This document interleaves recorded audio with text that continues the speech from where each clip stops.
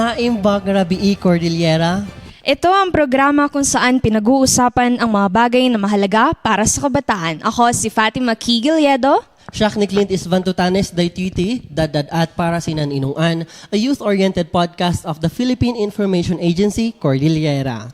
Ayan, so atin namang kilalanin ang Youth for Peace President ng Cordillera Metro Baguio Benguet na si Miss Jenny Rose Palangdao. Hello po, ma'am. Hi. Welcome to good evening sa PIA. inyong dalawa. Thank you so much. It's an honor to be with here, sitting with you, and of course our viewers there. And being hopefully I'm able to impart knowledge, for example, to the youth, mga ganun. Ayan, we are very happy po na na-invite natin ang Youth for Peace para mapag-usapan ng kanilang programs. And parang napaka-beauty queen naman ni ma'am. Ayan, so may na-chika sila sa amin na parang beauty queen ka daw pala. So, kailangan pala natin mag-voice in bearing.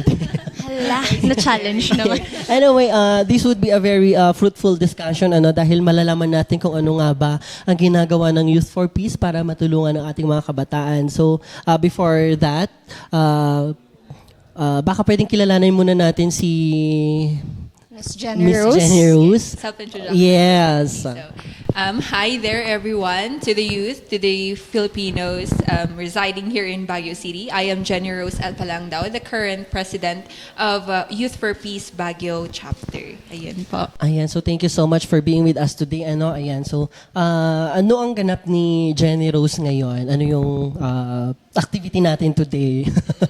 Okay, so right now, aside from promoting Youth for Peace here sa PIA, I'm also working on other projects concerning our organization. And hopefully, yung napanood nyo kanina, si Kuya Nick, one of our partners, we'll be partnering with them again and their Ayan. stakeholders for another big project that is coming up. Ayan, Yes. ang sipag naman ng mga youth volunteers natin. Ano pa? True. Ayan. So, wag na tayo magpatumpik-tumpik pa. Ano ba ang Youth for Peace? Baka pwedeng introduce mo sa ating mga viewers kung ano itong organization ninyo. Okay, so Youth for Peace Baguio chapter or Youth for Peace and Development Management Philippines, yun yung full name namin, as an organization which helps the youth to be able to partake in sustainable development efforts in the community, not only in our city, but also outside. Kasi may projects pa kami beyond Cordillera. So that's what Youth for Peace in terms of sustainable development. In terms of peace naman, we are one of the leading advocates of peace here in Asia Pacific. We encourage youth to partake in actual actions na may tangible results to our community. And then we advocate peace in a sense that we are creating programs for the youth, for the Filipinos, for the residents of Baguio City, for them to be mailayo sila sa influence of the CTGs natin or communist terrorist groups. Yes. Si Pat, parang may questions. Yes, Yeah, ma'am. sure. How do you encourage the youth to partake or participate sa your activities, your side activities po? Okay. So, first and foremost, we have partners already. Due to sa mga activities namin before, we've met people from different backgrounds, different universities, SUCs, mga ganyan. That's why we have contact with them. And with this, napapadali yung pag-encourage natin sa mga bata. Especially kasi may mga kasama tayong teachers, barangay officials who are willing to help in these causes. So, nagiging kamay natin sila into reaching the hearts of our youth. Ganun po. Ayan, so yung pinaka-goal talaga ng Youth for Peace ay para ma-encourage natin ang mga kabataan to go with peace na hindi Yes. sila mag-join sa mga CTGs at yung mga namumundok, gano'n. Yes, exactly. Ayan, so Exactly. ano naman ang mga activities ng Youth for Peace? Baka pwedeng i-share natin para malay mo ma-inspire sila and they would be interested to join sa ating organization. So we have community projects. Mag-start tayo doon kasi marami-rami. Ay, gusto ko yan. Gusto ko yan. Go, i-share mo yan. So yan, first and foremost, meron tayong community outreach programs. By this, we mean that we do feeding programs, yung sponsorships para sa mga bata na hindi nakakapag-afford for education. We take in scholars, mga ganon. We also do tree planting activities. We help with the the promotion of the greening of Cordillera. And then we also do cleanup drives. Marami tayo niyan, especially during times of disasters like nung nakaraang bagyo. We also do activities with the LYDC, yung mga pa-projects nila in encouraging the youth like Amazing Race, yung parliament, yung mga contests. We also do partnering with the barangays kung ano yung targeted lackings nila, and then we hope to fill up that void, those the help that they need with the resources that we have. So ganun yung sa community natin. In terms of workshops naman, kasi we do also that, we conduct workshops for the youth involving different resource speakers from different parts of the Philippines, like say in talks of mental health, si Sir Ricky Ducas, you all know him, you all love him, we know that. Sino pa ba? The mayor, our city, Honorable Benji Magalong. Other renowned speaker like Ma'am Vanessa, and others as well. Very vast when it comes to these kinds of speak, like mental health. We offer anti-terrorism, anti-drugs, anti-cyberbullying, yung mga ganun po. So we do invite people from different agencies as well, like PNP, AFP, OPAPRU, CHR, DOLE, yung mga ganun po. So aside from those naman, we do summits, like our annual, yun yung one of our biggest projects, our annual Youth Leadership Summit. This is during the end of the year, whereas it's a 3-day indoor program. We feed them, we house them, and then we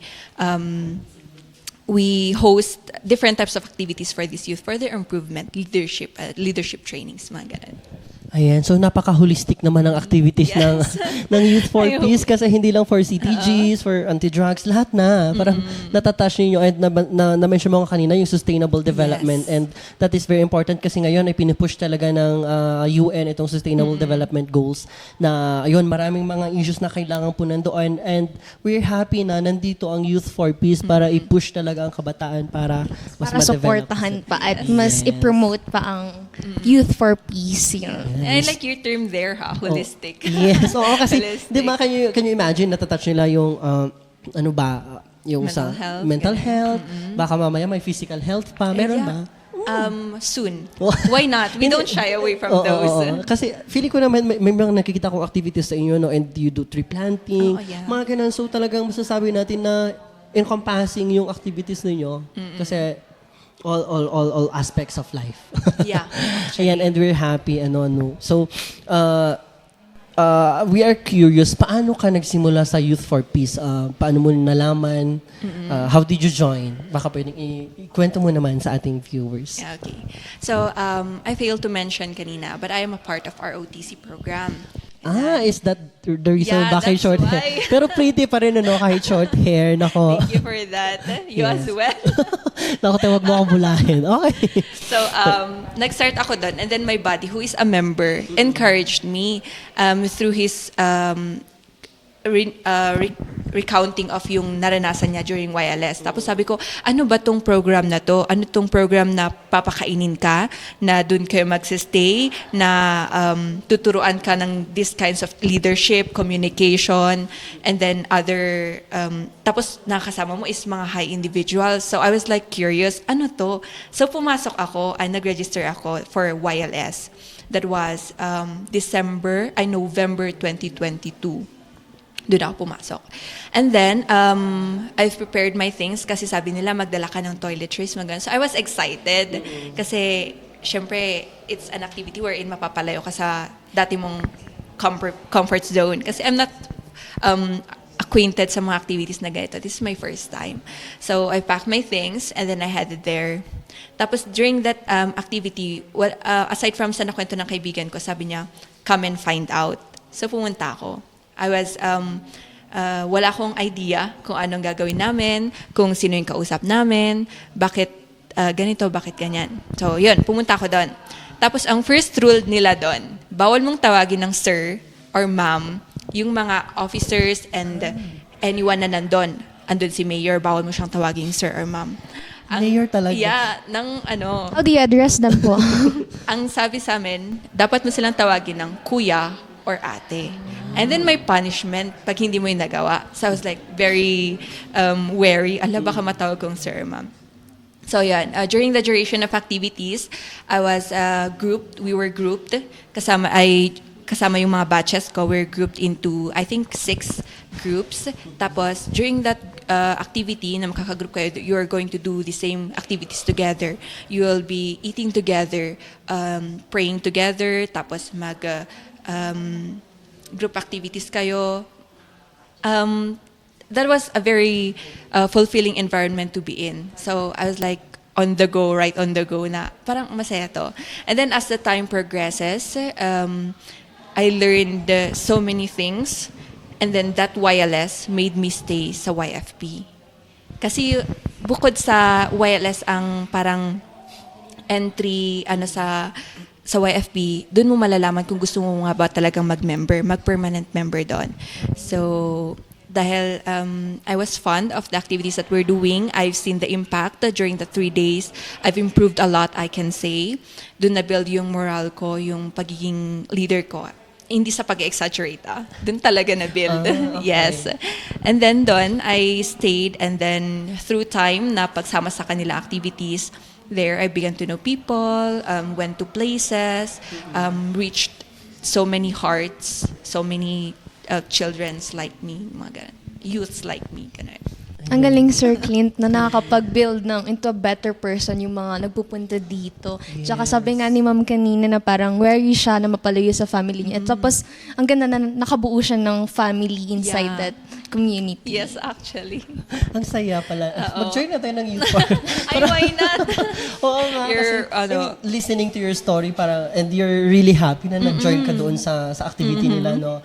And nakikita ko doon sa Facebook, actually, we were being invited din ng mga ganyang activities, and sabi ko, namimiss ko pala ang maging bata. Hindi kasi, We're not in ano naman, di ba? oo, bata pa rin naman. Bata pa tayo, di ba? Yes. Oo, kaya dapat mag-join tayo dyan. So, yes. hoping na magkaroon kayo ng activity ngayong year before Yes. before mag-end ang ano ninyo para makapag-join kami. Yes, We would sure. be very happy to be there. Ayan, so, ano bang pinakamalaking siguro lesson na natutunan mo sa pag-join sa Youth for Peace? So, ang pinakamalaking lesson na natutunan ko sa pag-join sa Youth for Peace or any youth organizations actually is being a leader is a choice. So, I phrase this in this way because not everyone becomes a leader. But then this comes the question na baka kulang lang sa opportunity, baka kulang lang sila sa resources to become a leader of their own. But it's actually a mistake to think like that. There are plenty of resources around us. There are plenty of ways to become a leader, and it's your choice to engage. Kasi sabi ko nga, there are many people in our organization na hindi nila alam na may ganito pala. Hindi, na they could have backed down kung pwede naman silang sumali. But then they chose to, and that's when their journey to becoming a leader starts. So yun, if I would instill one thing in here, I would say that being a leader is truly a choice. Yun po. Kasi responsibility, mabigat Yes. po yung responsibility ng leader. Yeah, so, I see. baka may question sa iyo. As of now, Go lang. It's okay. well, as of now, i-compose ko pa siya. Kasi parang napaka-ano natin today, no? Napaka-demure natin. Very demure, very mindful.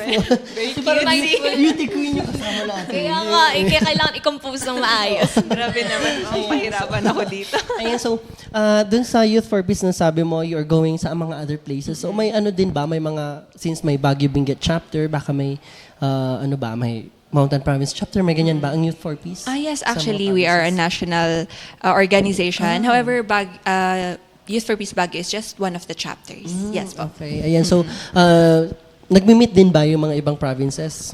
May mga ganun ba kayo na activities? Yes po. Actually, we're planning for a national YLS. Kasama dyan ang Davao, ang Mountain Province, Metro Manila, ganon. Ayan, so hoping ma-invite tayo. No? Hoping dito makandak. Oo, hoping dito sa Cordillera para Yes. makapunta tayo, Pat. Ayun, may question na ako. Ay, sige, sure. Kasi, ayan, so kanina, nakwento ni ma'am na siya ay leader and mabigat yung responsibility. As a leader po, ano po yung na-encounter niyo po na pinakamabigat or na challenge as a leader? So, okay. So, one of the things na na-encounter ko being a leader is keeping the organization's morale. So when we say morale, this is their spirit, their sense of hopefulness, your eagerness nila to participate in your activities. Kasi hindi naman every time then they are on high spirits. Hindi naman every time na eager kami, oy, pag may nagtawag ng ganito, tara, ganon. So it's a challenge to keep it. And it's a challenge that I'm willing to learn from, willing to take, and willing to improve on. Yun. Totoo, kasi di ba pag sa organization, kailangan talaga, lalo na pag volunteers kayo, hindi kayo binabayaran, mahirap talaga na magtawag ng tao, di ba? Yes. Very true. I'm glad And ang you can galing na relate. yung organization nila is may mga partner. Kasi parang, ang pinaka-crucial po kasi na parang ganyang yung mga tawag, how do you call this? Parang i-engage yung mga kabataan is yung audience nyo mismo. Napakahirap nun and ang galing or nakaka-proud lang na at least meron mga partners na pwedeng ma-call, ganun. Ala. Yeah, actually, very true yung recounting niya. Are you a leader of your own, ma'am? Organization? Feeling ko SK si ate. Hindi totoo kasi very true yung sinasabi niya. Mahirap maghanap ng audience talaga. Yeah. On point talaga. You are, ano? No po. Parang ako ni nature. Hindi, ano pa, tumakbo as SK pero hindi po ako pinalad. And na-encounter ko na parang ang pinaka-crucial na point is yung pag-engage. Yes. Marami kang projects, marami kang gustong i-promote or gawing activities pero the audience mahirap silang i-engage. Yes. Very, Pero very we could still be leaders pa rin on our own kahit hindi tayo pinalad sa SK ganyan. Pero, Marami namang ways to be a leader. And Exactly. SK lang is isa lang siya sa mga organization or isa lang sa mga agencies na pwedeng makapag-push tayo ng mga activities natin sa passion natin kagaya ng Youth for Peace, di ba? Ayan. So paano ba mag-join sa Youth for Peace? May mga requirements ba tayo? Kailangan ba maganda? Kailangan pogi? Ganyan na mag-join sa Youth for Peace? Ano ba? Paano siya? Okay, so one of our entry requirements is that you undergo YLS talaga, Youth Leadership Summit. And this is a 3-day activity, yung nasabi ko kanina. And then for those finding out, kung gustong malaman kung ano yung YLS talaga, come and find out. Yun din yung masasabi ko. May ano siya.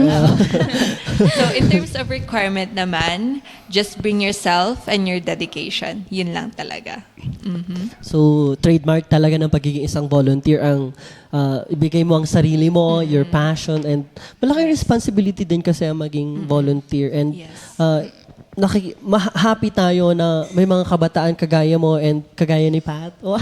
Kagaya natin na who are always there to, become a volunteer. And maganda to kasi we are always, na sinasabihan, we are the future. So, it's good na meron yung Youth for Peace kasi alam natin maraming mga organizations talaga ang pwede pag-joinan pero hindi lahat ng organization ay maganda, di ba? Exactly. And as you have mentioned kanina na isa sa mga movement ng Youth for Peace ay para mailayo ang mga kabataan sa Yes. Sa mga, landas na hindi naman karapat-dapat na nandun sila. And aside from this, parang nakaka-fresh ang maging Youth for Peace member. No? Yes, So, very kailangan much. mag-member na tayo. Ayan, so, since nag-join ka sa Youth for Peace, ano naman ang naging reaction ng parents mo na, di ba, pag nag-volunteer ka, it takes time eh. Yes. Kailangan mo talaga mabigay ng oras. Ano naman ang naging reaction ng family members? So at first, they were, hindi naman sa appalled, pero they were shocked na I have the guts to go in these activities. Kasi di ba, pupunta kayo ng ganitong places, ganito kaaga, na you're staying up until 8, mga ganyan, for those kinds of activities. But then, in-explain ko naman sa kanila na bukod sa I'm well taken care of by our stakeholders, sa mga kasama natin sa EFP, we have an organization composed of people who really look after you, after your welfare. So may mga kuyas and ates tayo doon na talagang they go above and beyond to make sure that you are safe, you are well fed, you're well taken care of, you're not cold, yung mga ganun. Yes. Ang sweet naman ng mga true. mga taga-AFP. Baka pwede mag-join din siya. Ay, sure. And then Go on. magpa-care din tayo. Naghanap ng care. Oo, di ba? Kasi they make sure na hindi kayo nilalamig. Lalo na sa gantong weather. Oo nga tag-ulan and it's cold. So, wala na ano na tayo doon. Anyway, ayan. So, baka... Yeah. Ma'am, may specific target audience po ba tayo? Kagaya ng mga dropouts, mga ganon, mga... Hindi, kasi when we say mga naligaw ng landas, are we talking about yung mga naligaw na or yung mga... or ina-avoid pa lang po natin sila? Sino po yung pinaka-main target? Okay, so our main target talaga is those who are vulnerable. Vulnerable in a sense na nandun na sila, vulnerable in a sense na papunta sila doon, or in a sense na they are the targets of those CTG-affiliated organizations na ma-recruit. So that's what we're trying to avoid all along, na the hearts of these people go to them. Kasi we know for a fact na marami tayong pwedeng gawin sa kanila to help them, and then for them to be able to help others as well. So yun yung hinihikayat talaga natin. Yes. Kasi sir, kapag andun na siya or parang yung hindi na ma-encourage yung ibang tao, sobrang hirap na. So, ang ganda na as early as possible na prevent. Yes. Oo, kasi prevention is better than Cure. Oo, kasi 'di ba mahirap na din nilain na din sila pag nandun na sila sa 'di ba? Parang wala na, mahirap talaga kasi you can risk your life to para hilain talaga yung mga kabataan na pumunta doon. So, ang saya na may Youth for Peace, palakpakan natin sila. Thank you Hindi so kasi much. napaka-noble ng kanilang vision, ng kanilang adhikain na mailayo talaga ang mga kabataan kasi tayo ang pag-asa ng bayan eh. Yes, actually. And pag hindi nabantayan, edi ano nang mangyayari sa future, di ba? Okay, ayan. So, wala na, nagiging dramatic na tayo sa buhay. Ayan, anyway, so para sa iyo naman, ano ang nakita mo na naging impact ng ng mga members na nag-join dito sa Youth for Peace, tapos may changes ba before and after na nag-join sila? So, as far as I can see, as a living testament na rin, I Yes. think there's a lot of improvements from people who don't really care kung ano nangyayari to people who can put an actual change to that and who are willing to do that. Yun yung nakikita ko sa mga sumasali sa atin, that they're not only willing to talk about it, but do something about it. Do something for sa mga concerns nila noon. Bakit ganito? Itong part na to, pa-landslide na, wala bang kayang gawin yung gobyerno dyan, to the people who are actually in there, planting trees, cleaning the area, being present in the life of our youth na kinabibilungan nila noon. So for example, out of school youths, people who are involved in unconventional recreation activities like drugs, alcohols, mga ganon. Yan. So that's what I can see, that one of the improvements or impact of YFP to the youth of youth who we've touched, we've communicated with, yung mga nakasama namin sa projects, and as well of our members and officers. Ayan, so living testament talaga Yes. yung na makikita naman talaga natin na si Jenny Rose ay napakalaki yung impact ng pag-join niya dito sa Youth for Peace kasi Very nandito big. siya ngayon na interview. president. Yes, and nasi-share niya naman kung ano yung Youth for Peace, and we hope na mas marami pang mga kabataan ang mas ma-engage and maging kagaya ni Jenny Rose para talagang may pag-asa ng bayan. Bayan. Ayan, so sa mga activities ninyo or sa mga projects ninyo, saan naman kayo kumukuha ng, alam mo na, mga financial, ganyan? Where do you get sa mga fundings, ganon? Okay, so first of all, I would like to phrase our group as something who is not relying on financial, but we do accept. Number one, because we do projects na hindi naman kailangan ng ganito kalalaking budgets or ng fundings. However, in terms of activities that we do, we have partner organizations, we have stakeholders na tinatawag. We do partners with different restaurants to feed our members, to feed our participants, yung mga ganon. Shout out sa Good Taste and sa Julie's who have been our partners during the past activities. Jollibee as well, yes, McDo, ganon. And then, other thing is that we have the City of the Mayor and Honorable Cabas as one of our sponsors before. Sila yung nagpa-fund ng activities namin. The AFP as well, who is giving us allocation in times of projects na kailangan din namin sila. So we don't have a shortage on those people, but we don't actually rely. But we do appreciate, of course. We value their support sa mga cause on advocating peace nga that we go for.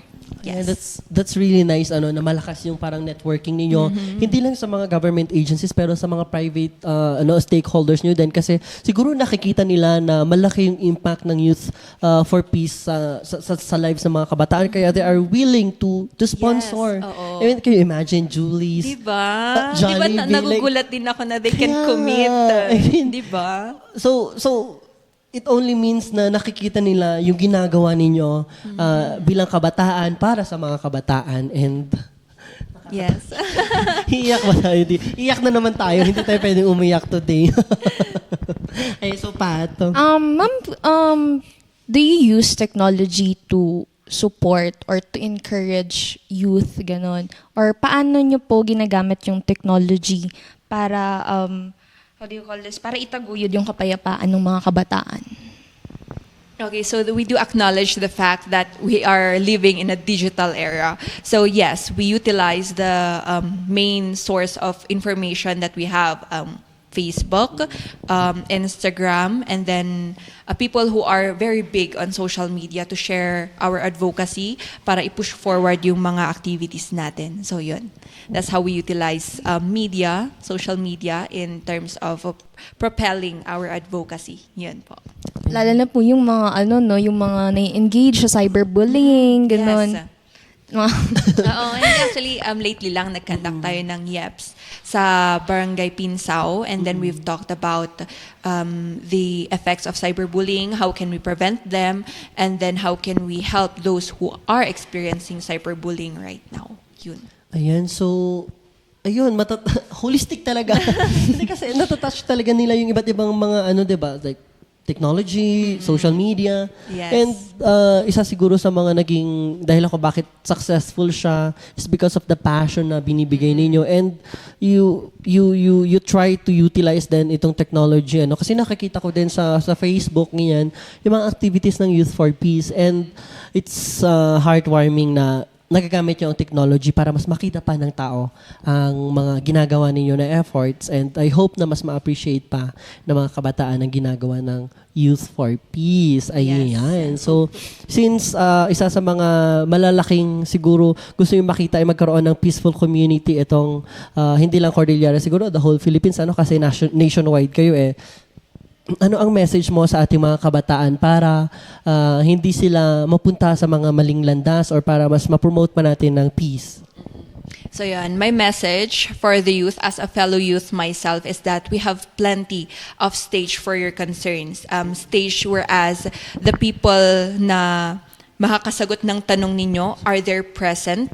A stage wherein masasagot yung mga concerns ninyo and there are other ways in advocating for your cause, whatever it is. Say, for example, gender, mental health, education, labor, traffic, say, or pati sa modernization, digitalization, and other things. We have a platform for that. And you can do something about it rather than going into ways that creates more disturbance than peace.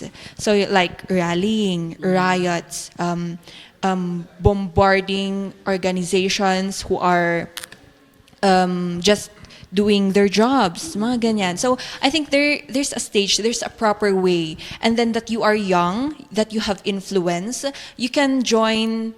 Hindi ko lang sinasabi ng YFP, you can join YMF, you can join legitimate organizations for you to be able to create legitimate actions for your own causes. So there's plenty of ways. Hindi lang iisa ang solusyon dyan. Hindi lang rally ang solusyon dyan. Hindi lang pag-atake sa social media ang solution for your problems. Yun. Ayun, Yun lang masasabi ko. O, di ba, nakikita natin na yung parang siya talaga ang pinakamagandang example ng Youth for Peace kasi yung gusto nila is kapayapaan, no to rally. Hindi, we are for peace. Di ba, totoo. And kung gusto niyo maging siguro mas influential pa kayo, you see, you see yung impact ng Youth for Peace. They are advocating for peace in the proper way. Yes, in a proper way, in a sustainable way. Yes, and we hope na with all sa ating podcast or sa ating pag-uusap ngayon ay mas maraming natutunan ang ating mga kabataan and ma-entice sila namang join sa Youth for Peace kasi example pa lang, 'di ba? Nakikita ninyo na ganito ang mangyayari sa inyo pag nag-join kayo ng Youth for Peace. Magmumukha kayong beauty queen. And then you would advocate for peace in a very progressive and responsible way. Yes, actually, responsible way. That's a proper Yes. term for it. O, di ba? Ano naman tayo? No, nahiya taga sa beauty queen. Ayan. Very beauty ko Ayan. ng sagutan. Anyway, sa mga gustong mag-join siguro ng Youth for Peace, may ano ba kayo? Paano nila kayo makokontakt? May Facebook page pa kayo? Ganyan. So those who are interested in joining the Youth for Peace Baguio chapter, you can go to our page, Youth for Peace Baguio chapter.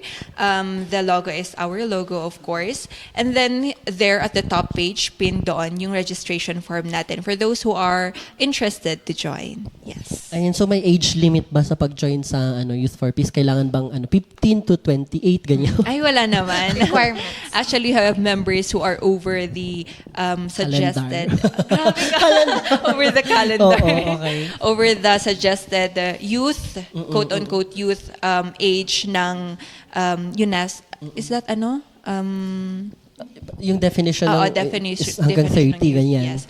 We have definitely people who are over that and under that. However, dun sa mga kabataan natin dyan, mga adding natin dyan na 15 and below, you can have your parents' consent form to let your parents know na you are at a young age, you want to engage in these kinds of activity. Yun po. And maganda din na ma-inform, lalo na yung mga parents ng bata, ma-inform na pupunta sila sa ganitong activity and makita nila na ay maganda tong activity, no? Yes, Kasi oo. minsan yung iba walang parents consent, 'di ba? Yung lalo na yung sa mga nagdi-disappear bigla dahil Yeah, actually that's one of our concerns right now, kaya kailangan natin ng parents consent.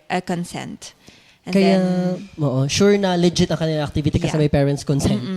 Hindi kasi, di ba, yung mga ibang organizations, kaya sila nagdi-disappear without their parents knowing dahil walang parents consent. Yes. And, To let your parents know na nandito kayo to do these activities, yung mga kasama ninyo, ganun. And are you in good hands? Are you being looked after by these people who are inviting you to join? Di ba ganun? That's true. Ayan. Yung So, concern natin. ayan, very careful pala ang sino ba ang main proponent main proponent ng Youth for Peace? AFP ba? Paano ba ito? So, bale, we are a youth organization. We are being run by the youth, but we do partnership. So, ang okay. natin with AFP is partnership. Ang activities natin with these kinds of organization, with these kinds of people, they are a partnership. So, we stand as a youth, represented by the youth, and being maintained by the youth. Yes. Alright. So, talagang napaka-powerful naman ng Youth for Peace, no? Kasi yung mga agencies talaga is partners nyo. And it's really good na makita na ganun kasi yung mga organization, di ba, is may mga ibang hinahandle yung mga organizations. And napakasaya na ang isang organization na ito talaga is run by youth. Sila talaga yung lumalaban sa buhay para i-promote yung peace, di ba? And Volunteers. yes. And ano naman yung message mo sa ating mga community members para naman masuportahan nila ang mga youth or masuportahan nila itong Youth for Peace? Well, I do believe that the youth are not the leaders of tomorrow, but the leaders of today. So, kailan ba magiging leader ang isang bata, di ba? Pag 30 years old na sila. Pag committed Ganun na na yun. sila, may Oo. anak na, ganon, if nag-graduate na sila ng college. So, kailan pa magiging leaders ang mga kabataan? And I do believe that it is now. The best time to be the leader is not yesterday, is not tomorrow, but to now. Yan. So, for our community there, our mga loving parents natin dyan, mga kagawats, mga stakeholders, that you can support these youths by advocating for what we hope for, like peace, letting them participate in these kinds of activities without prejudice, without biases, na, mga bata lang naman yan, anong magagawa nila? Like that. Let's set aside our connotation na bata lang yan. But instead, we can promote them by sharing, ganyan, by encouraging us also yung mga anak nila, yung mga tingin nila is capable na mga bata, which is all of us naman is capable. Regardless of our age, our background, our nationality, ganyan. So yan, that's what I would hope for in our community. Ayan, so we really hope na ang community natin ay support yung Youth for Peace Yes kasi po. malaki din ang magiging ambag ng community kasi kung mga kabataan lang ang gumagalaw, walang mangyayari. So, we support the youth, we support the future. Yes, Ha? actually, May very taglay pa. good. I like that one. We support the youth, we support the future. Di ba? Maganda Baka may yan. tagline tayong tatlo, Oo. yun ang gagamitin natin pag nakita tayo sa Yes. gilid ng kalsada. Ayan, so isa na namang napakaganda pag-uusap ang ating nagawa ngayong gabi. Kaya naman, pasalamatan natin si Jenny Rose, siya po ang president ng Youth for Peace Baguio Benguet. Tama ba, Baguio Benguet Yes, chapter? And napakalaki nun ha, di ba? Yeah. Malawak yung Baguio and Benguet and buti na lang nakakaya mo lumalaban sa buhay si Jenny We have Rose. naman our officers, our members to back me up. So we have we don't lack those supports. Yes. Oh, di ba nakikita nyo na? Naku, mag-join talaga tayo ng Youth for Peace. Sure, Baka, our door is very open for you. Ayan, so available naman sila sa Facebook, so you can Yes. always just check out para makita ninyo din ang activities ng Youth for Peace and baka ma-inspire sila. Ikaw, Pat, gusto mo na bang mag-join? Yes, kasi I believe kailangan ko na rin ng peace of mind. Peace of mind, Anong why klase ng not? peace Sure. yan? Hindi kasi, di ba holistic ka sila, Oo, peace of holistic, mind, oo. peace of saan? Sa heart? What Yes, else? piece of General. heart. General, for general purposes. Ayan, so I hope na maraming natutunan ng ating mga viewers and marami pang na-inspire na gusto mag-join sa Youth for Peace. Kaya naman, lagi ninyong abangan po ang Philippine Information Agency Podcast. Ito ang Dadadat para Sinaninungan, a youth-oriented podcast of the Philippine Information Agency Cordillera. Siak ni Clint Isvatotanes. And I am Fatima Kigiliedo. And I am Jenny Rose Alpalangdao. Maraming salamat sa panonood. Lagi ninyong ifa-follow ang aming Facebook page, Philippine Information Agency Cordillera. Available din po kami sa YouTube, sa Spotify, and sa X. Ay, may TikTok din pala po kami. Kaya maraming salamat. See you sa susunod na episode. Bye-bye!